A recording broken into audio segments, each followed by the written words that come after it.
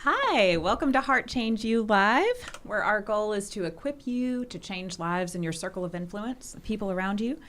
And we want to do this through biblical principles in a practical way that you can bring into your homes, your work, your church, wherever you go, your everyday life.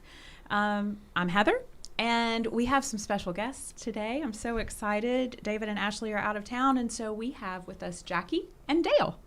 Welcome back to both of you. They've both been on the show before. Thank you. Yeah, I'm glad to be here. So happy you're here. So I'm so thankful that you guys are both here because we are talking about a topic that I need a lot of help with personally. And so when this topic was suggested, I thought, well, I don't know. How about another I don't suggestion? know if I'm the one to talk about this. But then I started to realize, first of all, Dale was just talking before the show about how hard I am on myself. And the truth is, I've come a long way. Yeah. Especially in this area. So I'm thankful for that. But when it comes to setting boundaries with people, in my relationships, with my time, with my finances, like those seem to be the three biggest areas for me to work on. And it's so perfect that happens to be in the Omega Project, the areas that we focus on for accountability. So it just so happens, like, God didn't just set that up perfectly. Accidental. Right? But I think those are the hardest areas for all of us, They're the places where we put our most time and energy. So we're going to talk about boundaries and how to do that in a biblical way and in a loving way. I think I sometimes put myself through the ringer thinking that because I'm a Christian that I should be more kind, I should be more gentle, I should be more tolerant, and those things are all true, But on the other hand, I should also be more bold and more confident, and especially in the Word and how God wants me to live. So I'm hoping you guys can bring me some strength, some words. And for those of you who are out there, maybe you have suggestions about how boundaries work in your life. Please join us in the chat. Ask questions, give insights, whatever you've got. That's what we're here for, is to have a conversation. So what do you guys think? Why do we need boundaries? What does it even mean? Well, I don't think you have to have boundaries, and we're self-imposing a lot of boundaries. So when the question came up, do you need them? Yeah. And sometimes that's not a good thing, but the reality is that we set boundaries on ourselves. The people we'll associate with, the things that we will consider to be worth my time, and the things that aren't worth my time. So we do boundaries, but I think we can get really carried away with them. Your comment about your starting, you made the move from what was normal into a new area, and I think that is a wonderful thing. It's the start.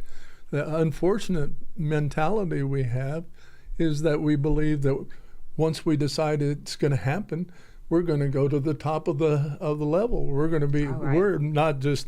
You're talking about painting. That's something you're doing that you're not that good at. Right. At least what you're attempting now. That's the reality of coming into something new in your life. Is you're not going to be good at it. Yeah.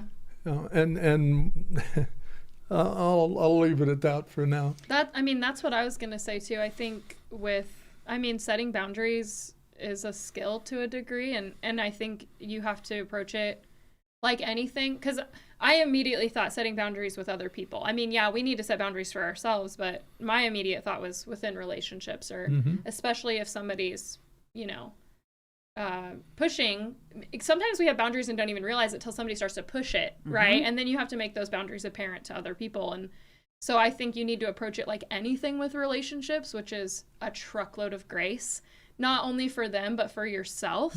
And I think that's where we can struggle a lot, is giving ourselves grace as we navigate that. Because if it's something new, you articulating boundaries, then you're going to fail at it. There's going to be times that you're too harsh or the boundary's too rigid or strict or, whatever the case may be. And so I think giving yourself grace as you're learning to do that in an appropriate way is important.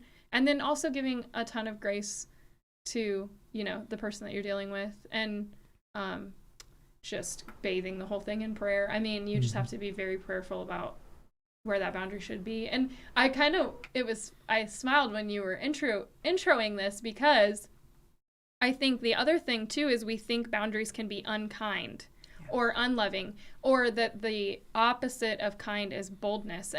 And that's not always true. I think sometimes it's an act of kindness to be bold, right? To do it in a loving way, not harsh, but to be able to put that forward in a loving way. It's maybe self-love, but also loving for that other person to say, hey, this isn't okay, and maybe they've never had somebody challenge that before. And so in doing that, you're showing them an act of love. I don't know. Before we go any further, I have a question. Since this whole thing is going to be on boundaries, and how many of you, I'm just taking a survey of the people sitting there, how many of you guys are actually good at doing boundaries? Or is this something that you're all hoping to learn to get better at? We both looked at Dale. I would say it's something that I've had to practice at, because I love the title that you sent me, which was Setting Boundaries Without Building a Wall. Because I think initially my reaction is shut out. Yes. And so I've had to really work prayerfully and carefully, especially recently, to not erect a wall, but to set a boundary, be very clear about that. And then if that boundary gets pushed, to address it another time, offering grace and correction, right? So I have the opposite. Instead of letting people walk on me, my immediate reaction is to, because I feel like it's one or the other. Like, I'll just ignore it, make myself small, it doesn't matter, I'll just let them bulldoze me, or put up this impenetrable force, when in reality it's somewhere in the middle. So it's something I am, growing in, I guess I would say. I wouldn't say I'm perfect at it. Oh, I hope you're not, because I'm in the wrong company if you are. Yeah. What's your answer to our poll? My answer to your poll is that boundaries, I have plenty of people that pigeonhole me, which is a boundary. I'm not... Can you explain what pigeonhole means, please? Well, they put you in a category, dismiss you in a lot of ways. Dismiss me because I've lived an unusual life. I've been on the road more than I've ever been in a home, and it went from when I was 17 and graduated high school, and I settled down again when I was 42. So all those years, I was all over the place. I worked seasonal jobs, and it allowed me to travel the rest of the year. And I went lots of places, saw lots of things. So to settle down, that's a huge boundary for me, and it's difficult. I'm so used to going and seeing and having friends in lots of places that to stay in one place is difficult. So that's what a boundary feels like to me. So I'm a little itchy when I get in. My feet get itchy, and I hear that highway song again, like I shared before. A little bit of a restless heart. Oh, very. Yeah. Yeah. I love family, and there are people that I spend time with. But the adventure of new faces and new places is one of my loves. Thank you. I do too. Do you feel like you've been pigeonholed as being sort of laissez-faire or easygoing? People don't expect for you to have boundaries? It's not a matter of respect. It's out of the ordinary, and so it makes people uncomfortable. They don't know what to do with me. And I can relate to that, actually. Well, and I'm fine with that. I'll take care of doing what I need to do. Yeah. But the boundary part is, I think boundaries are essential. But when we take our boundaries and put them on somebody else, Yes. and that's what I meant by pigeonholed, and people want to contain me. They want to control what I do. I'm not in favor of that. Yeah. Why am I hearing free bird? This bird you cannot change. I love that. But there's value. Go ahead with yours, though. Oh, no. As I shared, as we were thinking about this, my immediate idea was, I have no idea. But the truth is, for a great deal of my life, I didn't have many boundaries. I was very much a hippie. I was just love everybody and, whatever. And I got run over and taken advantage of a lot. I was very naive, and got a lot of wounding that happened as a result of that. And my natural inclination, because I'm hard on myself, was to turn it inward. Yeah. So it's my fault Your that fault. these people have hurt me, and I can understand where they were coming from because they were hurt in some way. I've always been able to make explanations for people, like just classic, whatever You'll cut codependent book you've ever read, it was me. Yeah. And so it's only been in recent years, really, that I've started to notice that I needed boundaries in very simple things that I think other people learn early on, like my time, for example. For me, I wore myself out working, kids, volunteering, service, like everything that I was doing. I completely wore myself out, shut down my endocrine system, and I had to be in a total burnout for literally years. And before I realized, I've really got to start setting some boundaries with my energy, because for me, there is fear, especially when it comes to personal relationships, about setting boundaries, but there's also a lot of pride. Like, I should be able to do this.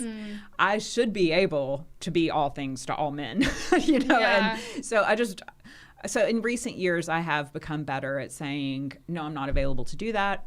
I'm notorious in my friend circle and my work circle for having my phone on Do Not Disturb to let people know I'm not available right now. And when I am available, I'll put my phone back on. I'll let you know. I make sure I take a Sabbath day every week. And it's important for me to have a day when I have It's no important obligations. for everybody, and I'm proud of you for doing it. Yeah, I see God's wisdom in it. For sure. For sure. And spending every morning. I also have a devotional time every morning before I try to do it before anybody else gets up. So there's no distractions, and do it before I check any social media, email, text messages, anything. This is my time with God. Yeah. I think we had a question or a comment. Awesome. We do. We actually have a couple of them. Great. So, Good. first one we have is from YouTube, and it is viewer Cassie. Cassie wrote, in the Bible, they saw the disciples trying to set boundaries for Jesus by telling people to leave him alone, but then Jesus would step over those boundaries and invite those same people to him. So that was the first part. Then it looks like Cassie's question is, are boundaries being modeled for us is not necessarily the best thing, or maybe not? Or is it's a world thing because we have living water, we don't need to be refreshed so far, we don't need the boundaries.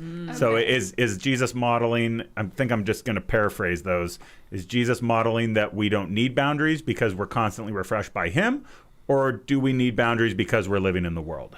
Wow. Interesting. That's a good question. It is a good question. My first reaction to that is because I've asked myself the same question. Okay. I've struggled with this. Aren't I supposed to be of service? Aren't I supposed to help be my brother's keeper? Aren't I supposed to sacrifice? I'm supposed to lay down my life for another. No greater love than that. But when I look at the gospel accounts, one thing that I also notice, he did say, don't hinder the children from coming to me. He did say those things, but he also took a lot of time out. There's a lot of time when it'll say he went into, depending on your translation, a quiet place, or into the wilderness, or even into a desolate place, some of the translations say.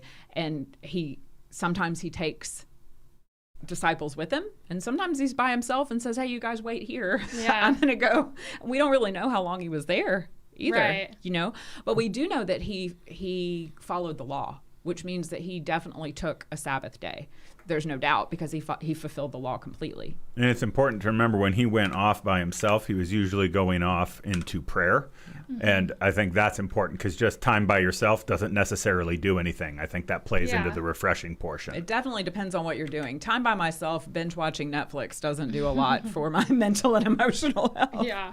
Unfortunately, Netflix wasn't around when Jesus was. but the reality of Jesus's life on earth was that he was on the way, and that's a phrase that's been associated in my life about not me, but about relationship with Jesus. He did everything while he was on the way, and he was on the way to the task of dying for everyone, and so he didn't exclude anyone. Mm-hmm. He didn't give real praise or anything like that to the Pharisees, and he spent time with the poor, but everything was on the way. While he was going, he sought out the woman at the well. He did all those things and spent time. Anytime somebody needed it, he was willing to give that time. So boundaries, I don't see that he had any other boundary than love, and that he was willing to give it whenever and wherever he had opportunity, and his whole life was an opportunity. The scripture says if we wrote down everything, there's not enough books to contain it. Yeah. And so that's my picture. Did he have a boundary? Yes. Yeah. It was that he had to become a man, and if he wouldn't have, we'd have no hope. So, I would echo too what Heather said. Like, you see multiple times in Scripture Jesus withdrawing, and I mean, him walking on water was him coming back to the disciples after a time of solitude, Right. and so he recognized the importance of that, of stepping away. And so while we, like you said, we don't have the full complete picture, we don't have all the books that could have ever been written, right, of Jesus's everyday life, but I believe we see a picture of him. And what's interesting is what she brought up wasn't even a boundary that he was setting for himself. It's what the people around him thought was best for him. Yeah. It wasn't, right? It was like them saying, knew. No, you need to give him space. You need to leave. And he's like, no, that's not a boundary for me, right? Like, that's not the boundary I want. So it's kind of interesting. The example she brought up was really the disciples putting what they would see as their boundary, or the people that they were not willing to entertain, or what he should have. Right. Yeah, that's interesting. We do often want to put our own boundaries, or what's best for us, or I mean, even just our own way of thinking onto other people. You know, I see it in class here a lot. Especially, I noticed it when we were going through David's book, Greater Than, that goes through the spiritual gifts. How each one of us kind of thinks that our gifts is the way that everyone is supposed to act. But I do believe that Jesus also used discernment. I was thinking of a certain gospel account that's in both John and in Mark, where he it's John 2 and I think in Mark 4, where it was a demon-possessed man. Mark 5, I'm sorry. A demon-possessed man who Jesus released from his possession, and then he wants to follow him. Well, nearly everybody, Jesus would say, okay, follow me. I mean, that's what he says, right? Yeah. Follow me. Not this guy. He says, go and tell what the Lord has done for you. Yeah. And he did that with a few people. Yeah. You know, he did that with the woman at the well. She went back and told everyone what he had done, and word spread. So, you know, he didn't just let everybody around him all the time. He had a small circle of people that were his trusted few. He had his disciples, and then he had his followers. And so I think we need to add one more thing that he had, and that's when he went off by himself. He wasn't by himself. That's right. the truth. He was with the Father. Yeah. And communicating there. And my take on it is he's communicating with the Spirit as well. Yeah, for sure. uh, those times away, solitude. Solitude is best. It's more revealing when you're alone with God. For sure. You get pictures that you don't see any other time. Yeah. Yeah, I think, this whole idea of who Jesus is, I know for a long time I had this, it's from a horrible sacrilegious movie, excuse me, but from this buddy Christ idea that he was like this hippie who just loved everybody and let everybody, and just let everybody come and do whatever they wanted to do. And he's far from it. Yeah. He, a lot of love, but what you were talking about, he set boundaries with love. And had boldness, but with kindness. Right? When Mary was anointing his feet, and and Judas comes along and says, "Hey, she could use that money for the poor." And what does he say? Leave her alone. That he wasn't loving to him. He just leave her alone. Well, he was loving in the sense that he endured his presence. That's right. Yes. Knowing what he did. Yeah. And what he would do. Yeah. And we did have one more question. Yeah. This one is from Gary. And Gary was wondering, and I'm just going to read it directly. I'm wondering if it gets easier to make boundaries because it is one of the hardest things I've ever done, and it doesn't seem to get any easier.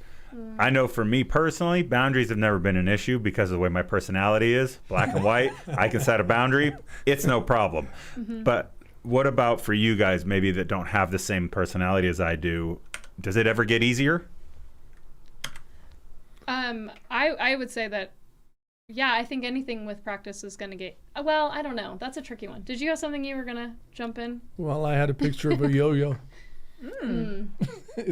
Sometimes it's easier and sometimes it's not. I think we go in cycles and we get impatient. Whether the yo-yo's going up or down, it doesn't really matter. And so we need to set boundaries, and in those times we're probably the least patient about doing anything about it. And the idea that I set my sails and I'm going a certain direction is somewhat occasional, but it's not day-to-day reality. I come and I go. And that's not just the way I move around. That's I'm in, I'm out. And I think that speaks of a weakness, but that's reality. Yeah. Yeah. I was thinking too about how they need to be movable. When you were sharing, Jackie, about how they can change, and what's a boundary for me today may not be a boundary for me on a different day.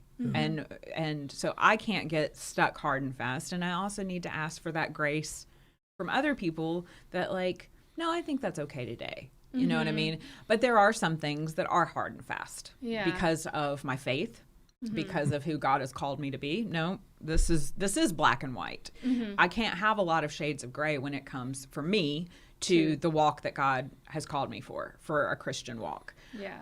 My shades of gray can come more in terms of the things that he doesn't give me hard and fast guidance on. But that's also where I need to take it to him and ask him, to seek his will for each day, each moment, each situation, each conversation, because it could be different. And, I've certainly been guilty of people saying you kind of moved the line. Or how come that was okay then and it's not okay now? Or with that person and not with me. Whoa. And what was your answer to that? Why is it okay then and not? Every situation's different, and things change. Things change, and the guidance of the Holy Spirit changes, and I change, and what I need changes, and so. I think the difficult part for me is in that ambiguity where it's like, you might have one boundary with one person and not with another, and for good reason. Right. And that's sometimes difficult to articulate in a way that doesn't, hurt somebody's feelings, especially with the position that you're in.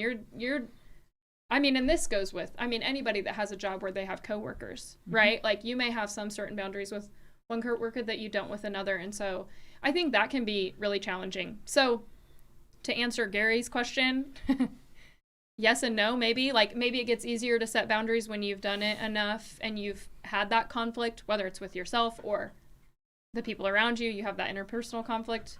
Does that always get easier? Not necessarily. You know, I think it's some boundaries are going to be simpler to set and follow through with than others. I don't know. Yeah. There's a satisfaction sometimes that is an impetus to go forward with oh, I like that worked, and to continue. And there are other times when you're going, what was I thinking, you know? And, Right. and so I think we're prone to play both sides of the street. Yeah. And not because we want to spend time there, but because that's where we find ourselves. Yeah. I think it's important, to Gary's point, for me to ask a few different questions if I'm watching my boundaries kind of slip in and out, especially with one individual person. Like, I have set this boundary and then I let them erase it, or I go and erase it. So I think two things are important for me to like really take a personal stock of, which is one, what's my motive in setting it to begin with? Oh, that's a great You question. know, am I setting this boundary because it's what's best for me, what I believe God would have me do? Am I setting this boundary because I'm angry with you, that wall? You know, is this because I'm mad at you? And so, no, you can't come, because then I might not be mad at you the next day and the boundary gets erased, you know, but then I'm mad at you again. So my wall goes back up and I can look like a total nut job. It's just unshunned. Yeah. But then the other thing, you know, is why don't I want to enforce this boundary? Why don't I want? So what's behind that? And like I said, it could be pride. Like, well, I should be able to do this. I should be able to have this relationship, or I should be able to have this conversation, or I should be able to, you know, work 12-hour days, 6 days a week, or I should be able to take a break. And you're right. Or, you know, whatever. I should be able to, because I see other people doing it. And that's a big one. There's a reason why the top 10 commandments, thou shalt not covet thy neighbor, is there. I mean, the Israelites got in trouble over and over and over again because they were looking at their neighbors. Yeah. We never do that. Wanting to do what they do, you know? So, you know, am I being realistic with it? Also, what am I afraid of? You know, am I setting it out of fear because I'm afraid you're going to hurt me? Am I setting it out of fear, or am I not setting it out of fear because I'm afraid you're not going to like me? You know, so if I'm living in fear, or I'm setting boundaries or erasing boundaries because of fear, then I'm definitely not in the grace of God. I'm not resting in Him. There's a reason Jesus asked so many questions and gave so few answers. A question requires at least some thought. Yeah. And if you're going to get a response, you probably have to spend some time with it and deal with it. I think it's one of the most valuable things. Real Questions was the first program David and I did together. And I love that because we dove into questions. And I think what we're talking about here is a need that we have as humans, that at times forces us to go deeper and consider more of what's involved in whatever situation and whatever decision that is. And the guy that is feeling that he is getting those answers, that's a great place to be. But I would offer that I think it's just as valuable a place to be where you don't have the answer and you have to go digging. And at my advanced years now, into my 70s, I'm thinking that's one of the most valuable things in my estimation is the questions that come. That we need to be open to questions, and we need to be students. We need to dig in. Well, and I think when you can ask those questions and take it before the Lord in prayer, when you feel certain of an answer He's given you, I think it makes that boundary easier. If you know it's not a reaction out of fear, it's not, you know, it's truly like, okay, God, this is the issue. What's the answer? And He gives that to you. It's easier to have confidence, I think, in that boundary, to where it may not be easy to really enforce it, but you have a certainty that it's what's right. We had another question or comment. Yeah, we've got a lot of questions coming in today. So this must be Hot topic. resonating with a lot of people right now. And we actually have two. So the first one is from Jennifer on YouTube. And she said that she's a spiritually sensitive person who is an intercessor. So her question is, how do I set boundaries with a high energy person so that she can have a healthy boundary, but that it doesn't cause anger from the other person? How do they do that? So she is dealing with somebody who's high energy? Yes, that's what it looks Okay. like from the question. So Jen, it looks like is saying, when dealing with a high energy person, how do I set healthy boundaries without that causing a huge rift? Oh, that's a good question. Yeah, I think for me, I'm also very spiritually sensitive, and I've had to learn to set boundaries with my time and my energy. First of all, Pastor talks a lot about mine, not mine, when it comes to picking up on other people's energy, so to speak. So if I get around somebody who is in a constant state of agitation, anger, anxiety, for me, it triggers inside of me very often my own PTSD, memories of trauma, that type of thing. So for me, my initial response may come off as anger, which of course is going to anger the other person, because I'm like, why are you doing this to me? Get away from me. I don't like the way you're making me feel, and that's totally a trauma response, Right. or even just running to my room and slamming the door. But if for me, what has been so key is having an everyday practice of waiting before the Lord so that I can see what is mine. Okay, God, is this something that's coming up in me that I need to release? And then when I'm clear with him and I know how I feel and I know how the Holy Spirit feels inside of me, then when I get around someone else and all of a sudden this is coming up, I'm like, oh, Yeah. maybe that's not mine, because I just handed all that off Yeah. and I got clear of that. And so maybe this is something that is needing to be interceded upon for them. Yeah. And I don't necessarily have to even tell them that I'm interceding on their behalf. I can pray intercessory prayers at any moment, wherever I am, and pray for them to have peace. Lord, speak into their heart. Give them softness. Give them peace. Give them comfort. Let them feel your presence. And whatever I want for myself, which is peace, calm, sense of God's presence, hear his voice. Yeah. So I don't even necessarily have to make it so personal, or they don't even have to know that I'm doing it. I think one of the, back to Jesus and his questions, when he was confronted, he almost always asked a question. And in dealing with someone else, whatever the approach, it puts it back in their court. What you're basically showing is consideration. What do you mean by that, or whatever the response is, and it focuses on what they're really asking. The reason we take it badly is because we're making a guess at what they're really asking, and to feel good about ourselves, we want to give the right answer. And that's really beyond our pay grade. And so to take the example of Jesus, why do you ask? What's bothering you with that? Or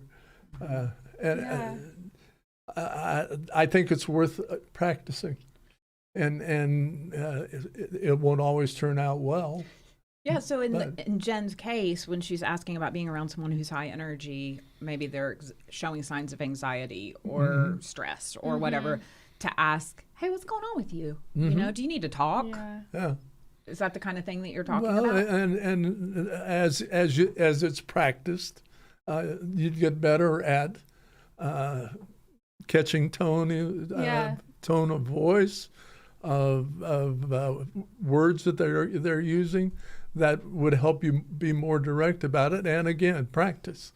Yeah. If we're looking to build a bridge, it isn't up to me to build the bridge. I didn't ask the question, and I want to give a good answer.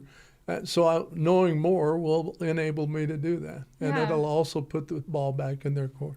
I think there's like a trend with setting boundaries. I'm just realizing as we're talking about it, it's prayerful consideration as to what the boundary should be. How should that be articulated? Because I think that's a big part of it is you don't necessarily want to assume that they're going to immediately take it the wrong way, you know, because if you're praying about it, you know, there's a point at which, okay, God, I'm going to trust that you are also maybe working on this person's heart in this area. And then by setting that boundary and being clear about it, then I think it's, you know, practice in actually enforcing that boundary and, you know, lovingly recentering. And I love how because a lot of times when we're setting a boundary, we're making it about us. I'm speaking from my experience. Boundary. It's my boundary, right? So I'm saying I didn't like the way that made me feel, whether it's something I did to myself, where you're working yourself into the ground, or I didn't like how that person treated me and I don't want to experience that again. So it can feel very selfish. And I love Dale's perspective where, okay, if I were to enforce a boundary with you, Heather, and you have a response, then to ask, I realize this is a personal thing for me, but I want to just figure out why this is upsetting you so much, right? And not even in a condemning way. I know that tone is important. The right question is important.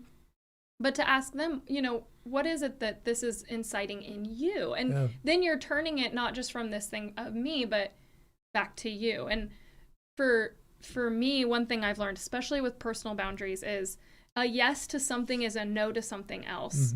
And so by saying yes to this, I'm saying no to something else.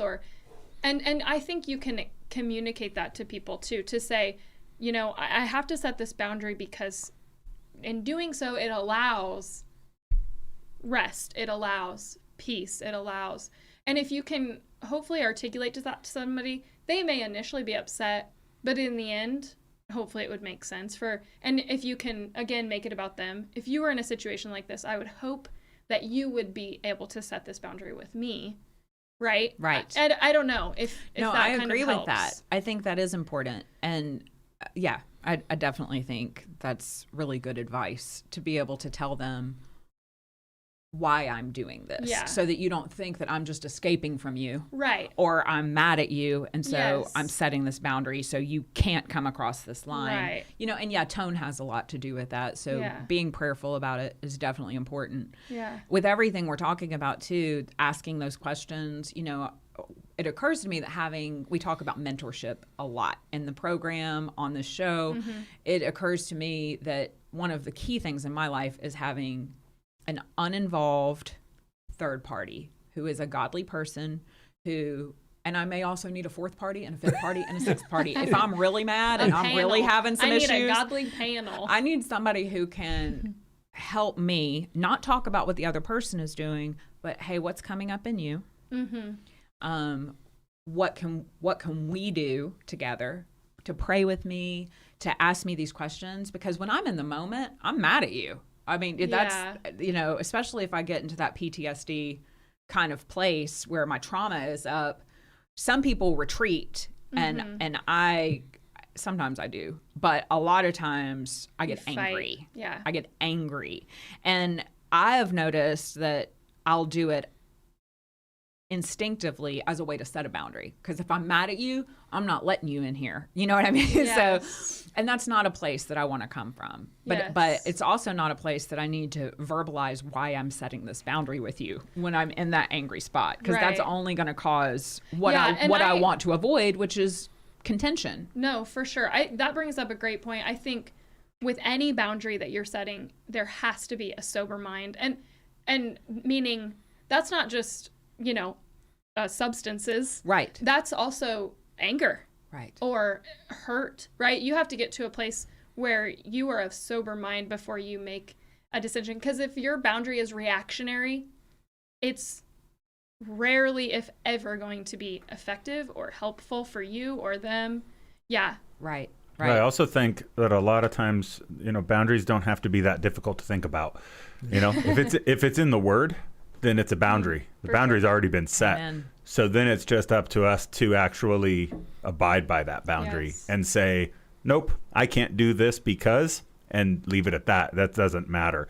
Because we had Gary brought up, he said it sounds like that a lot of people are saying or thinking that setting a boundary is automatically going to start a fight. Well, at what point do I stop caring about their feelings about that and set the boundary that's needed? well, if it's a biblical boundary, this might sound harsh. I don't have to care about their feeling. We have to care about what the Bible says. But that doesn't mean that we don't be kind in how we go about it, or that Right. we don't be loving in how we're approaching it. So I think that's important to say. But sometimes you just have to set a boundary, especially safety, biblical bounds, things like that. But then we also had a question that was asked a little bit ago by Kelly, and I'm wondering if it's a pastor plant, but we're going to ask it. Kelly asked, how do expectations cause boundaries to move in healthy or unhealthy directions? That does How sound do like a prompt. expectations cause boundaries to move in healthy or unhealthy directions? I was going to say that the boundary isn't the place to start. A conversation is the place to start. Something in common is a place to start. You may in a boundary, but for me, I when I read the first blurb on your sheet, I thought that's assuming that everything's headed south in the beginning. At least that's what it sounded like to me. And for me, I'm looking for a connection. I'm not looking for a separation. Sure. And I believe that's a godly thing. When I meet somebody, my response is to take interest in them.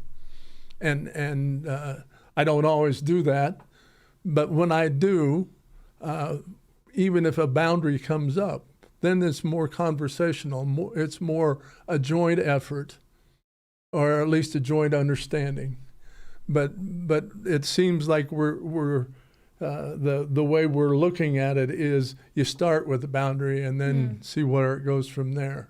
The boundary may come, but I don't think it's the starting place.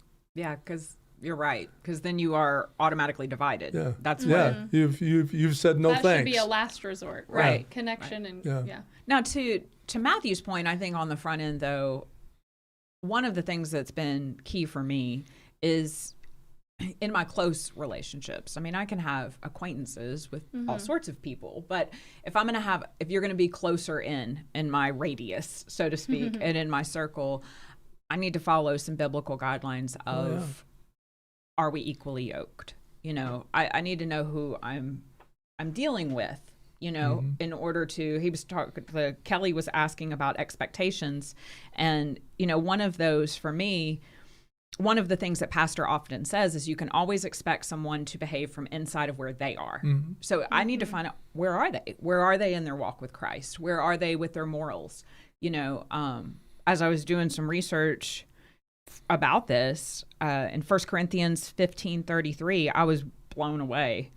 Paul writes, "Do not be deceived. Bad company ruins good morals."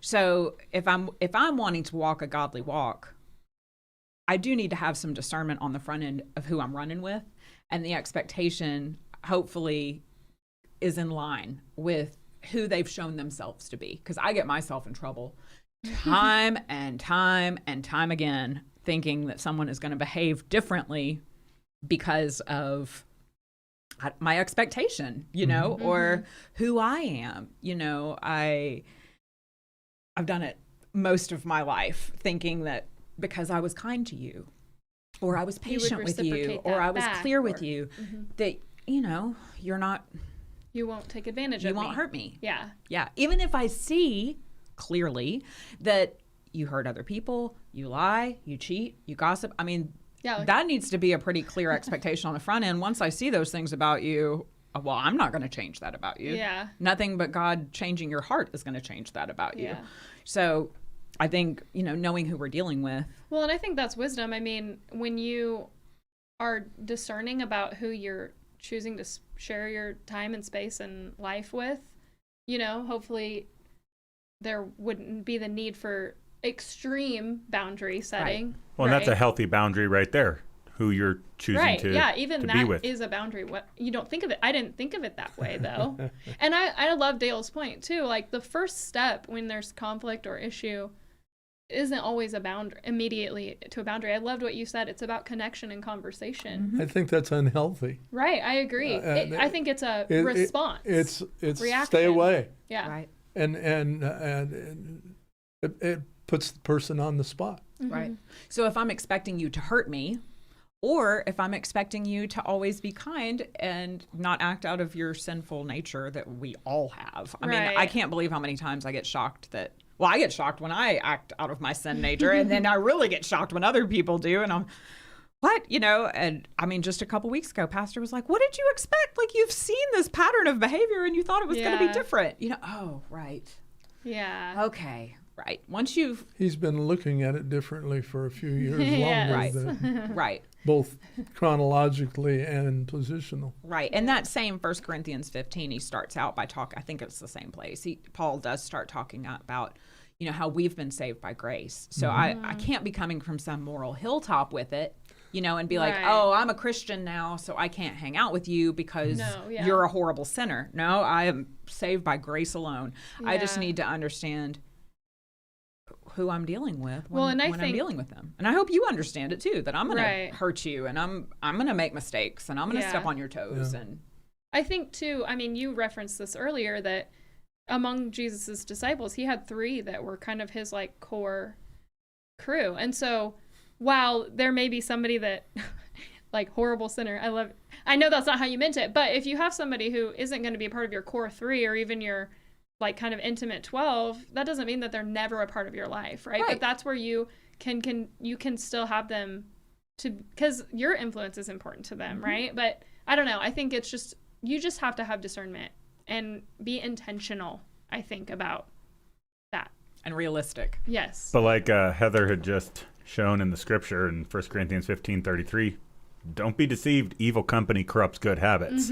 Yes. And so we have to remember that. And I think what you said about having how Jesus had the 3 and then the 12, because Jesus he constantly was around sinners, the worst of the worst, the people that were the outcast, but he always went back to his safe group, right? His disciples, and then even further from that, he retreated back to where we were at the beginning, alone time with the Father, which, as Dale has mentioned, and I think we all are on board with, that's the safest place where we can be refreshed at. And so it's just, I think that's a good thing to remember when we have those boundaries. Great point. The beauty of that, though, is that Jesus went where he was needed most. And that was to the people that had those boundaries that didn't want to, well, he wanted for everybody to be safe. Right. In fact, he died so everybody could, and it's available to everybody. Yes. Amen. And so, to me, that's the rub in me setting boundaries on or for someone else. I agree with you. You know, I think it takes a lot of outside help. You know, like I said, mentorship, a lot of time with God, and discernment in the Word. There are so many things that.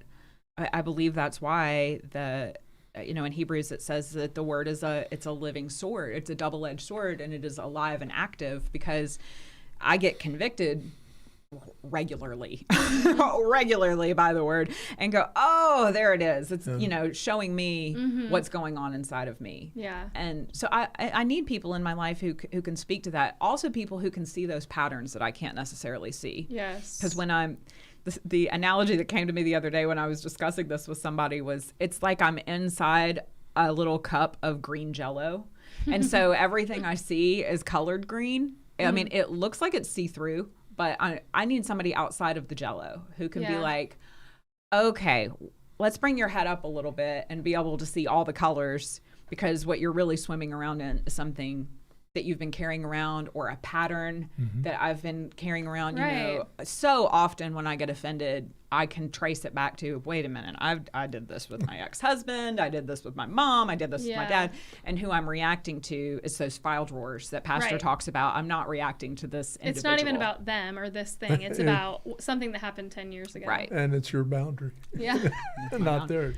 Yeah. Right. Before I set that boundary, I really need to be clear. Yeah. You know? Well, and I think having another person is there's so much wisdom to that, because exactly what you said, it allows you to see At what point is their behavior inappropriate? At what point are you just reacting out of past hurt that you need? Maybe because sometimes when you go to somebody else, they're like, whoa, whoa, whoa, whoa, whoa. This is really more of a you thing, where this is a wound for you that you need healing from. Right. And yeah, maybe that boundary needs to be set for a time, but it helps to have that other person that you trust that can help you figure out the layers of that, right? So that you aren't overreacting in this super severe boundary or thing that then you have to go back and be like, what was I even thinking? I was doing this out of fear or anger or Right. just hurt, you know. Self-defense. Right.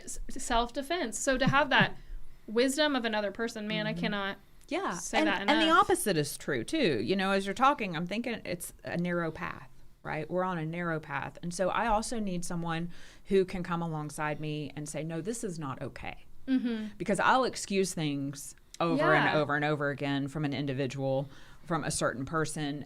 And I need someone to say, no, this is not, like he was saying, this is not safe. Yeah. This is not biblical.